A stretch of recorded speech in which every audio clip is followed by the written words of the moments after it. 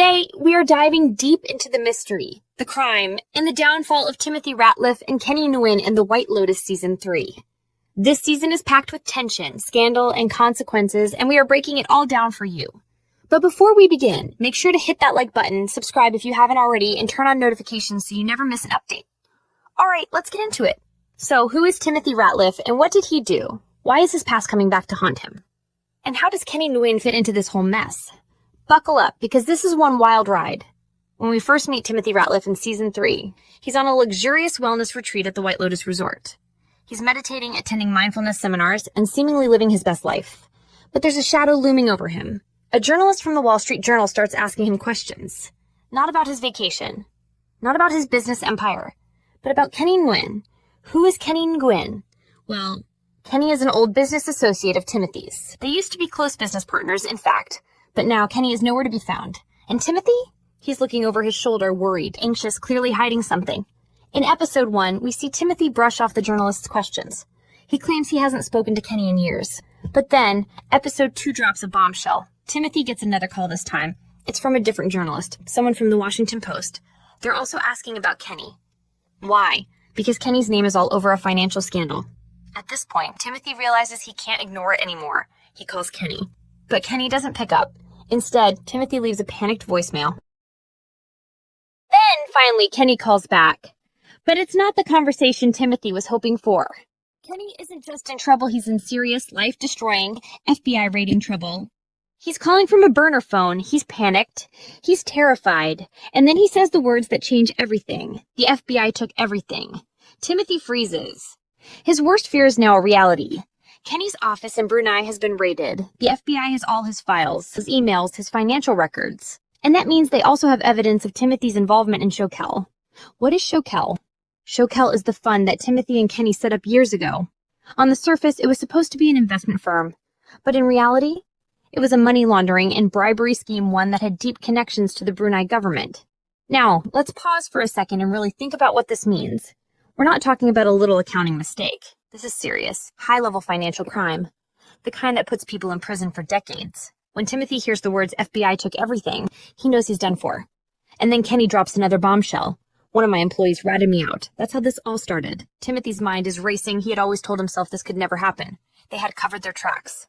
They had powerful connections. But now it's all crumbling down. And the worst part? The FBI has access to everything, including the $10 million Timothy made from Sho-Kel. So what does this mean for Timothy and Kenny? Let's talk about the consequences, because the fallout from this scandal is going to be massive. Kenny is in deep. If he's convicted, he could be looking at decades in prison. In the U.S., money laundering charges can get you anywhere from 30 months to 20 years behind bars. And bribery? That could add even more time, possibly another 30 years. If Kenny is an immigrant, deportation is also on the table. He might not only lose his freedom, but he could also be sent back to a country where his name is now associated with a major international scandal. And Timothy? Well, he's not in the clear either. The FBI has evidence that he made $10 million from Sho-Kel. If he's found guilty, he will have to pay it all back, every last cent. But that's not all. He could also face millions in fines, additional penalties, and even prison time. And let's not forget about his family. Timothy's entire lifestyle is built on his wealth and reputation. If he's exposed as a fraud, his business empire will collapse. His name will be dragged through the mud. His family will suffer. And then there's his son, Lachlan. Lachlan is just about to start college. He's been accepted to UNC and Duke, 2 top-tier universities. But if Timothy is convicted, if his assets are frozen, if their entire world is turned upside down, that dream could disappear in an instant.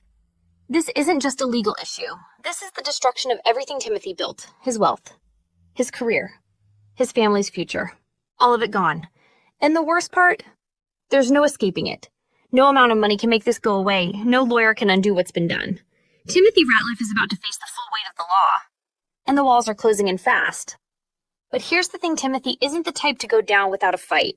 Does he try to strike a deal? Does he turn on Kenny to save himself? Or does he run, disappearing before the law catches up with him?